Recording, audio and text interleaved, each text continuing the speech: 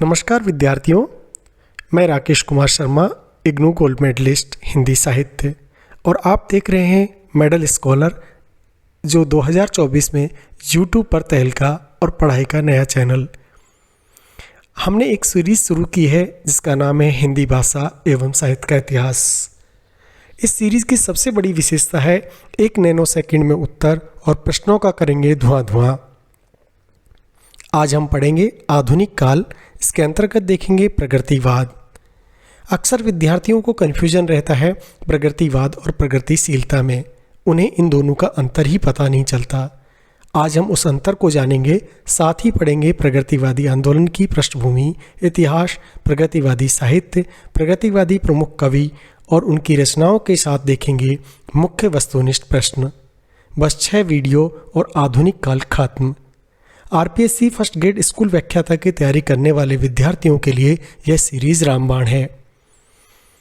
क्या आपको पता है कि ट्रिक के माध्यम से कवियों को कैसे याद किया जाता है?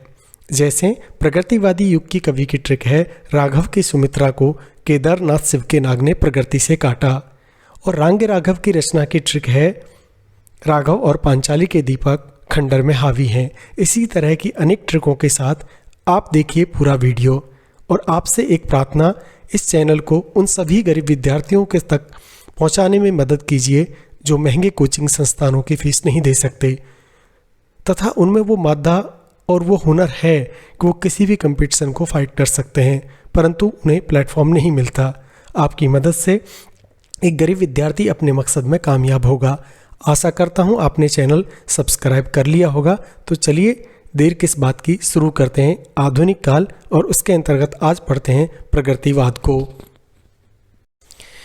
विद्यार्थियों, आज हम पढ़ेंगे प्रगतिवादी युग, जिसका समय काल हुआ 1936 से 1950 तक। अक्सर विद्यार्थियों को यहाँ पर बहुत ज़्यादा कन्फ्यूजन पैदा होता है। प्रगतिवाद क्या है, प्रगतिशीलता क्या है, कैसे इसको हम समझेंगे? तो क्योंकि विद्यार्थी डायरेक्ट अपना ऑब्जेक्टिव क्वेश्चंस पर तैयार करता है और एमए करने के बाद उसका या तो लंबा पीरियड नहीं होता है या उसने कभी नोट्स पढ़े ही नहीं होते या विस्तार से नहीं पढ़ा होता है, तो उसे समझ में ही नहीं आता कि कौन सा युग में कौन सी अभिलाक्षणिक प्रवृत्तियां पाई जाती हैं, कैसे उसे समझे। और जो विद्यार्थी एमए कर रहे हैं उनके लिए बहुत इंपॉर्टेंट है। अक्सर यहाँ से लॉन्ग क्वेश्चन आपको देखने को मिलता है प्रगतिवादी युग से। तो आइए चलिए हम विस्तार से पढ़ते हैं प्रगतिवादी युग को और बनने वाले महत्वपूर्ण प्रश्नों को भी करेंगे धुआं। प्रगतिवादी युग की प्रारंभ तिथि 1936 को माना गया है। सन 1935 में पेरिस में प्रोग्रेसिव राइटर एसोसिएशन प्रगतिशील लेखक संघ की स्थापना हुई। बहुत इंपॉर्टेंट क्वेश्चन है ये, आरपीएससी में देखने को मिलेगा ही। प्रोग्रेसिव राइटर एसोसिएशन यानी प्रगतिशील लेखक संघ की स्थापना कहाँ पर हुई और कब हुई? 1935 में पेरिस में। प्रगतिशील लेखक संघ की स्थापना 1935 में पेरिस के अंदर हुई, जिसने साहित्य के माध्यम से समाजवादी विचारों के प्रचार को साहित्यकार का प्रमुख लक्ष्य घोषित किया। इसकी एक शाखा भारत में स्थापित हुई। इसके प्रथम अधिवेशन में सभापति मुंशी प्रेमचंद जी थे। प्रगतिशील लेखक संघ के प्रथम अधिवेशन के अध्यक्ष कौन थे? मुंशी प्रेमचंद। उनका मानना था साहित्य केवल मनोरंजन की वस्तु नहीं, उसका लक्ष्य समाज का हित होना चाहिए। तो यहीं से इस प्रगतिवाद और प्रगतिशीलता का आरंभ हुआ। यानी मुंशी प्रेमचंद जी का कहना था कि साहित्य का केवल मनोरंजन की वस्तु नहीं मानना चाहिए, बल्कि उसे समाज का हित दर्शाना चाहिए। और यहीं से प्रगतिवाद यानी एक प्रगतिशीलता का आरंभ हुआ। प्रगतिवाद और प्रगतिशीलता को एक मानना उचित नहीं है। अक्सर विद्यार्थी भी इसमें कन्फ्यूजन होते हैं। दोनों शब्दों में सूक्ष्म अंतर है। प्रगतिवाद में प्रगति का अर्थ केवल आगे बढ़ना नहीं है, वरन एक विशिष्ट दिशा में आगे बढ़ना है। यानी प्रगति यानी आगे की ओर जाना नहीं है, एक विशिष्ट दिशा की ओर आगे बढ़ना ही प्रगतिवाद कहलाता है। और ये विशिष्ट दिशा थी मार्क्सवादी विचारधारा। प्रगतिशील शब्द में प्रगति का अर्थ स्वतंत्र रूप से आगे बढ़ना है, वह किसी विचारधारा से बंधा नहीं है। तो आज आपको विद्यार्थियों अंतर दोनों में पता चल गया होगा कि प्रगतिवाद क्या है और प्रगतिशीलता क्या है। यहाँ पर अक्सर विद्यार्थी ये गलती करते ही हैं कि उन्हें पता ही नहीं होता कि प्रगतिवाद क्या है, प्रगतिशीलता क्या है। प्रगतिवाद का अर्थ है एक निश्चित दिशा में आगे बढ़ना, एक निश्चित विशिष्ट दिशा की ओर आगे बढ़ना। जैसे मार्क्सवादी विचारधारा की ओर जब प्रगतिवाद आगे बढ़ा तो उसे प्रगतिवाद कहा गया। प्रगतिशीलता का मतलब है कि एक आगे की ओर बढ़ना, केवल आगे बढ़ना, किसी विशिष्ट दिशा की उसमें जरूरत नहीं है, वह है प्रगतिशीलता। और जब एक विशिष्ट दिशा की ओर आगे बढ़ते हो तो वह है प्रकृतिवाद। तो आशा करता हूं कि अब आपको ये अच्छे से समझ में आ गया होगा। लेकिन वाद की अपेक्षा सील को अच्छा समझकर इन दोनों में भेद करना कोरी बुद्धि विलास है। यानी अब प्रगतिशील लगा दिया या प्रकृतिवाद लगा दिया, वाद को हटा करके सील लगा दिया, तो इस पर ज़्यादा बहस करने की ज़रूरत नहीं है। इसके पीछे प्रगतिशील साहित्य को बांटकर देखने से ज़्यादा कुछ नहीं। प्रगतिवादी साहित्य कहा जाए या प्रगतिशील साहित्य कहा जाए, बुनियादी तौर पर उसमें कोई भेद नहीं है। इस प्रकार प्रगतिवाद का सैद्धांतिक आधार मार्क्स का द्वंद्वात्मक भौतिकवाद है। राजनीति के क्षेत्र में जो समाजवाद है, साहित्य के क्षेत्र में वही प्रगतिवाद है। बहुत इंपॉर्टेंट लाइन है, आप इसे बिल्कुल याद कर लीजिए। जैसे राजनीति में हम समाजवाद की चर्चा करते हैं, उसी तरह साहित्य के क्षेत्र में हम प्रगतिवाद कहते हैं। जो समाजवाद हम राजनीति में दर्शन करते हैं वही साहित्य में हम प्रगतिवाद के रूप में दिखाई देता है। मार्क्सवादी इस विचारधारा को 4 भागों में विभाजित किया गया है: द्वंद्वात्मक भौतिकवाद, ऐतिहासिक भौतिकवाद, मूल्यवर्धी सिद्धांत और विश्व सभ्यता सिद्धांत। इस प्रकार इस युग के नाम में मार्क्सवाद की बजाय प्रगति शब्द चुना, क्योंकि मानव प्रगति भाईचारा वाले सभी साहित्यकारों को एक मंच पर लाना चाहते थे। यानी अब इसको मार्क्सवादी क्यों नहीं कहा, क्योंकि जो प्रगति शब्द था वो अधिक रुचि और सुरुचिपूर्ण था, जो सभी को संबोधित कर सकता था। तो इस तरह विद्यार्थियों हमने देखा प्रगतिवाद और प्रगतिशीलता में अंतर, तथा जो समाजवाद हमें राजनीति में दिखाई देता है साहित्य के क्षेत्र में वही प्रगतिवाद को दर्शाता है। आइए आगे देखते हैं। प्रगतिवादी आंदोलन की पृष्ठभूमि को अब हम जानेंगे कि इसके पीछे प्रगतिवादी आंदोलन जो हुआ उसकी पृष्ठभूमियाँ क्या क्या थी। प्रगतिवादी साहित्य के उदय के पीछे सांस्कृतिक आंदोलन थे जो राष्ट्रीय और अंतर्राष्ट्रीय स्तर पर काम कर रहे थे। इसीलिए प्रगतिवादी आंदोलन की पृष्ठभूमि को समझने के लिए निम्न परिस्थितियों को समझना होगा। पहली है अंतर्राष्ट्रीय परिस्थिति, दूसरी है राष्ट्रीय परिस्थिति। तो उस समय अंतर्राष्ट्रीय परिस्थितियाँ जो थी उसकी चर्चा करते हैं। सन 1930 के समय लेखक और कवियों के साहित्य में फांसीवाद के बढ़ते खतरे के कारण उसका विरोध किया गया। 1939 में ब्रिटेन ने जर्मनी के खिलाफ युद्ध की घोषणा कर दी थी। फिर एक बार पूरा यूरोप युद्ध की चपेट में आ गया था। ब्रिटेन ने युद्ध की घोषणा के साथ भारतीय नेताओं से सलाह किए बिना भारत के युद्ध में शामिल होने की भी घोषणा कर दी गई। 1941 में हिटलर ने सोवियत संघ पर भी हमला बोल दिया। सोवियत संघ पर हमले के बाद अब युद्ध फांसीवाद और जनवाद के बीच हो गया। 1945 में एक एक कर सभी फांसीवादी देश पराजित हुए। अमेरिका ने जापान के 2 शहरों हिरोशिमा और नागासाकी पर एटम बम गिराकर लाखों लोगों की जान ले ली। पूर्वी देशों में कम्युनिस्ट पार्टियों के नेतृत्व में समाजवादी शासन की स्थापना हुई। दूसरे विश्व युद्ध के बाद समाजवाद और साम्राज्यवाद के बीच संघर्ष बढ़ता गया।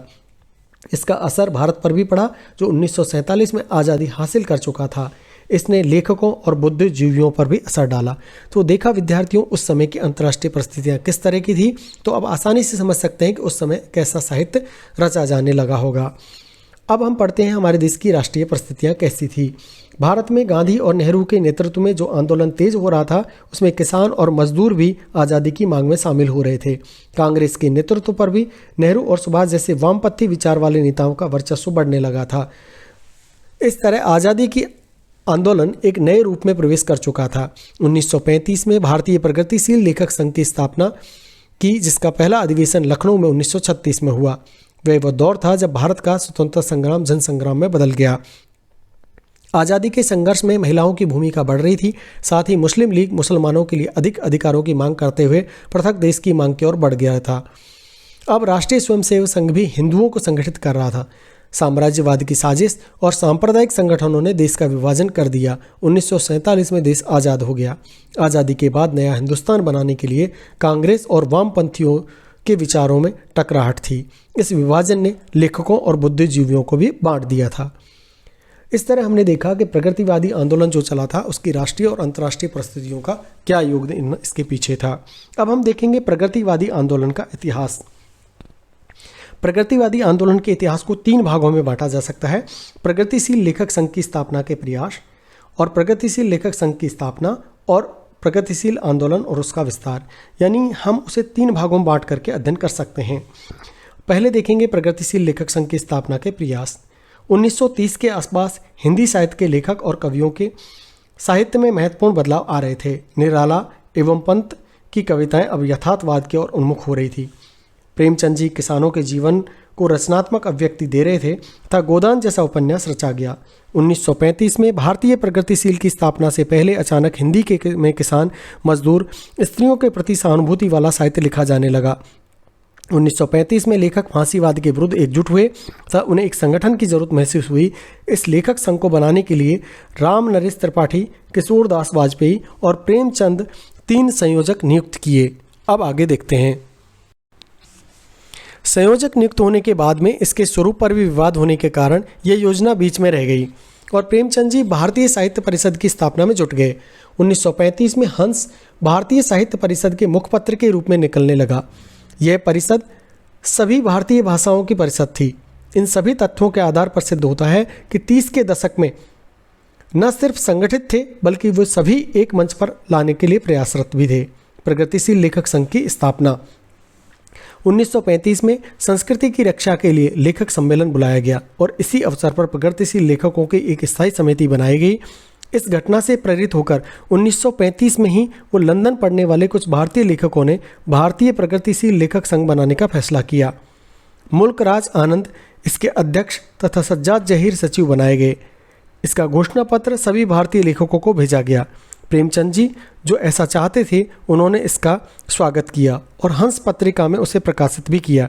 पहले सम्मेलन के सभापति प्रेमचंद जी ने कहा कि सभी साहित्यकार सक्रिय जीवंत साहित्य की रचना करें, भाषा को सहज बनाएं तथा सामाजिक यथार्थवाद को अपनाएं।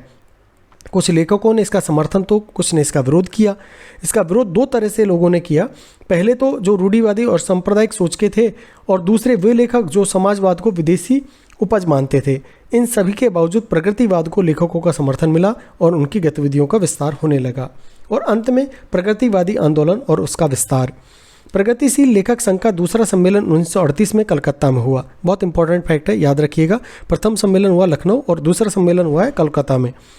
इसका सभापति रविंद्रनाथ ठाकुर को बनाया गया। हालांकि बीमारी की वजह से उपस्थित न होकर उनका लिखित संदेश प्राप्त हुआ।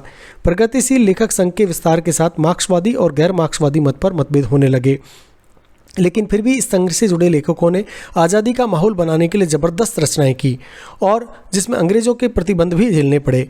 इन सभी के बावजूद नई पत्रिकाओं का प्रकाशन हुआ। लेखकों को ऐसे मंच मिले जिनके द्वारा वो अपने साहित्य जनता तक पहुंचा सकें।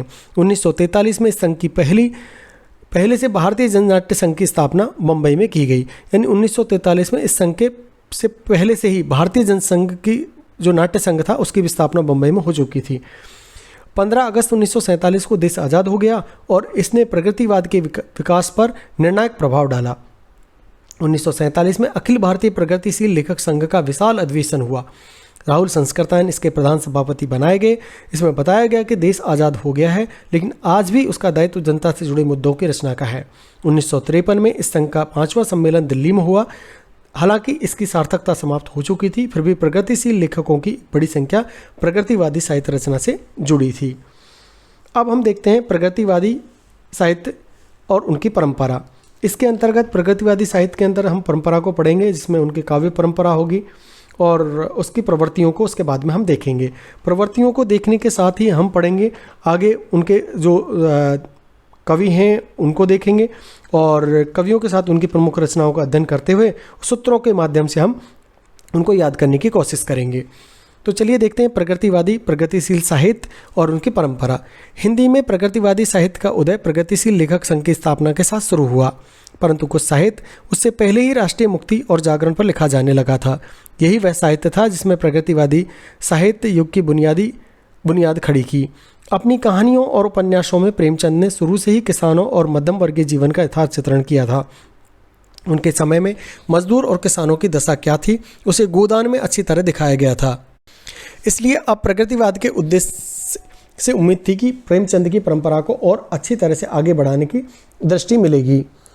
प्रेमचंद जी इस परंपरा को बाद में नागार्जुन, भैरव प्रसाद गुप्त, फणेश्वर नाथ रेणु आदि लेखकों की कहानी और उपन्यासों में देखा जा सकता है। सन 1935 के बाद मध्यवर्गीय जीवन में काफ़ी बदलाव हुआ और इन लेखकों के उसे अच्छी तरह से अपनी कलम से धार भी दी।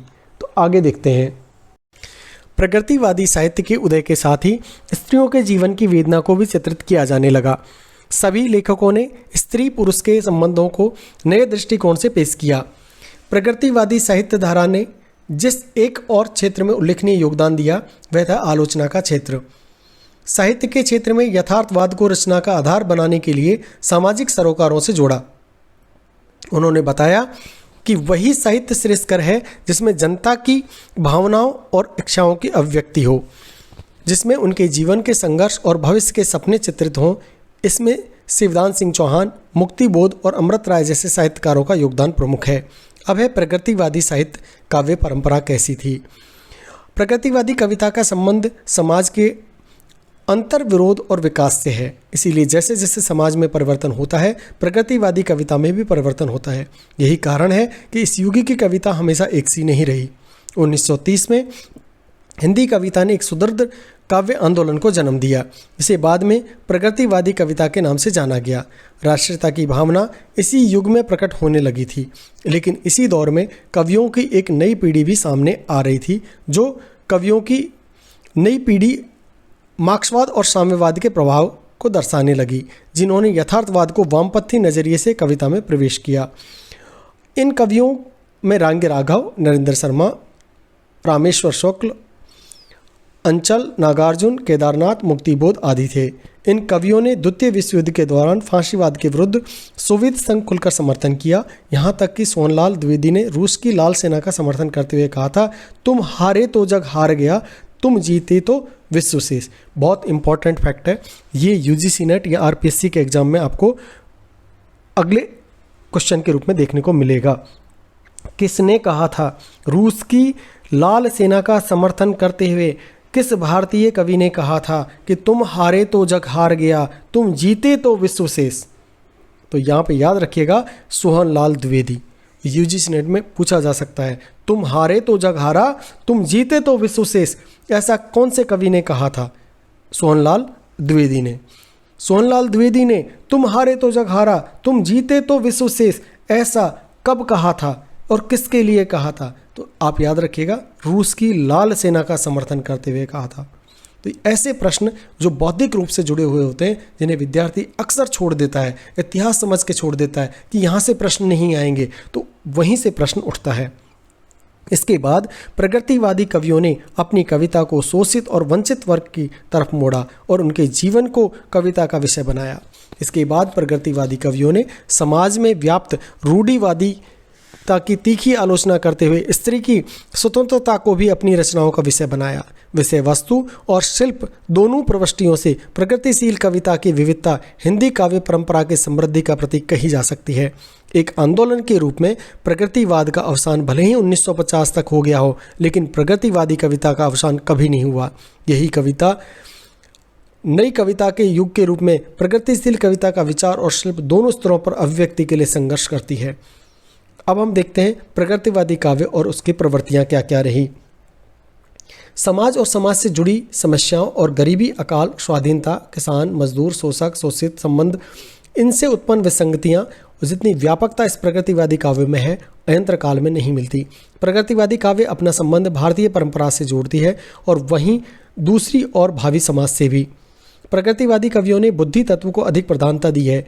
इसके कारण काव्य में कहीं कहीं दुर्लभता भी आ गई है। इस काल में कवियों ने मानव मन की निराशा, कुंठा, हताशा का यथातथ्य रूप में वर्णन किया है।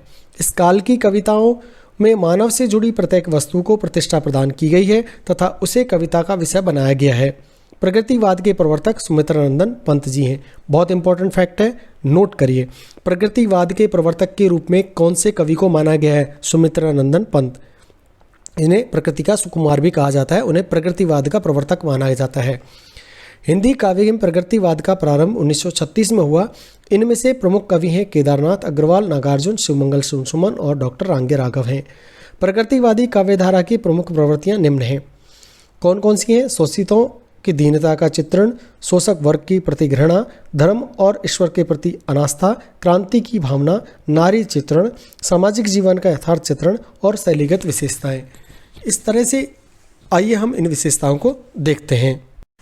विद्यार्थियों, प्रगतिशील काव्य की जो प्रवृत्तियां हैं उनमें सबसे पहले आता है शोषितों की दीनता का चित्रण। इसके अंतर्गत प्रगतिवादी कविता का मूल केंद्र शोषण की चक्की में पिसने वाला किसान, मजदूर, पीड़ित की दशा का प्रगतिवादी कवि ने सहानुभूतिपूर्ण और कारुणिक चित्रण किया है। प्रगतिवादी कवि ने शोषित और शोषक का तुलनात्मक चित्र उपस्थित करके सामाजिक विषमता का उद्घाटन किया है। दिनकर जी के शब्दों में इसे इस तरह दर्शा सकते हैं, श्वानों को मिलता दूध वस्त्र, भूखे बालक अकुलाते हैं, माँ की छाती से चिपक ठुठुर जाड़े की रात बिताते हैं। कवि ने कितना मतलब भयंकर चित्रण किया है दीनता का और उस समय की वस्तु स्थिति का। आगे देखते हैं शोषक वर्ग के प्रति घृणा।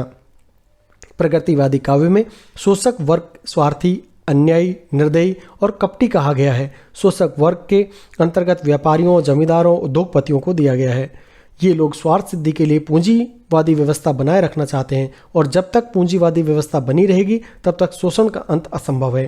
प्रगतिवादी काव्य इस व्यवस्था को भंग कर देना चाहता है और कहता है, हो यह समाज चिथड़े चिथड़े, शोषण पर जिसकी नींव पड़ी।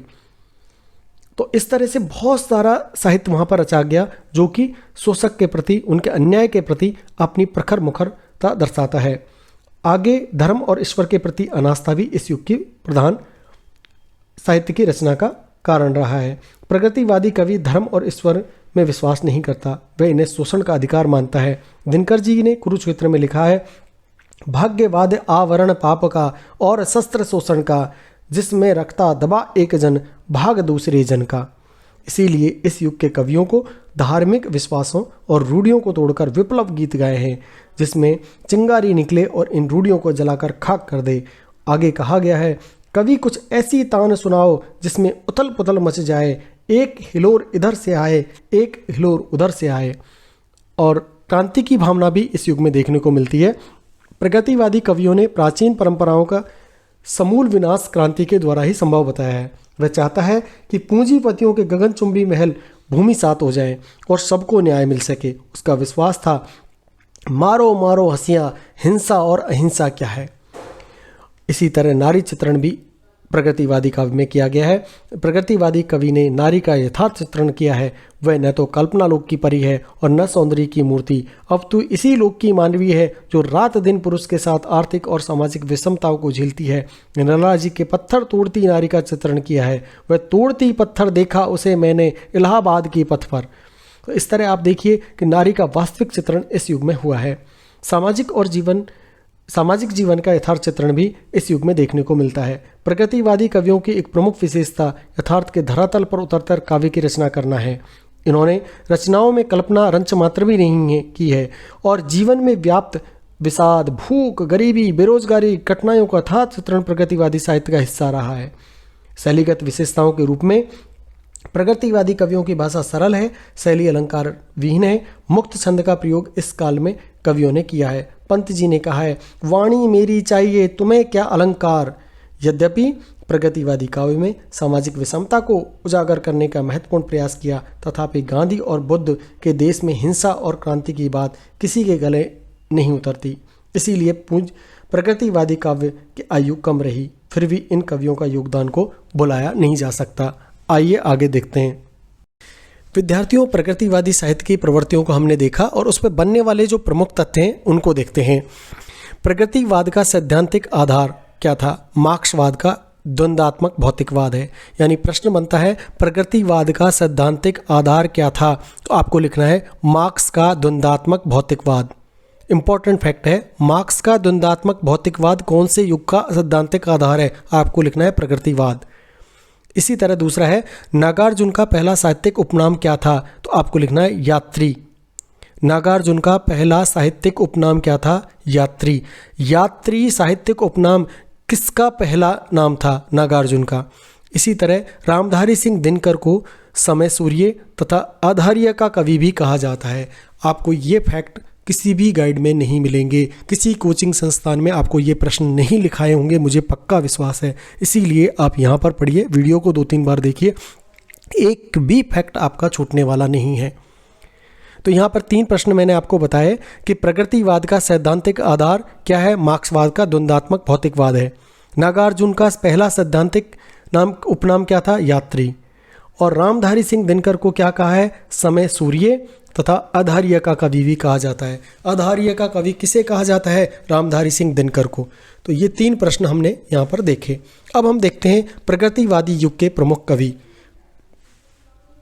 प्रगतिवादी युग के प्रमुख कवियों में आते हैं रांगे राघव, सुमित्रा नंदन पंत, निराला जी, केदारनाथ अग्रवाल, सूर्यकांत त्रिपाठी निराला, शिवमंगल सिंह सुमन, नागार्जुन एवं त्रिलोचन।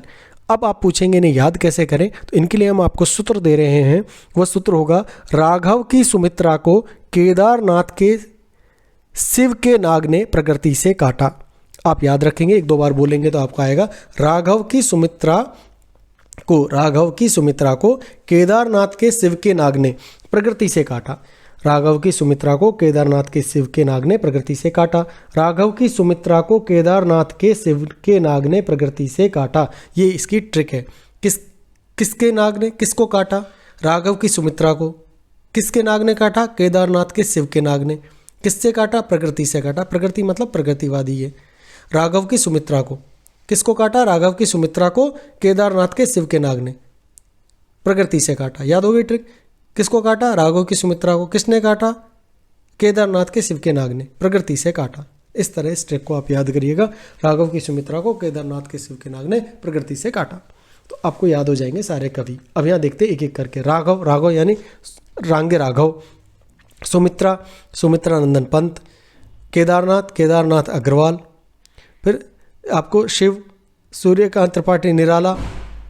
ठीक है, तो आपको आ जाएगा सूर्यकांत त्रिपाठी निराला, फिर आएगा शिवमंगल सिंह सुमन, फिर आएगा नागार्जुन और फिर आएगा त्रिलोचन। तो इस तरह से आप इनको याद कर सकते हैं। अब आप यहाँ जाइए, पहला आता है रांगे राघव।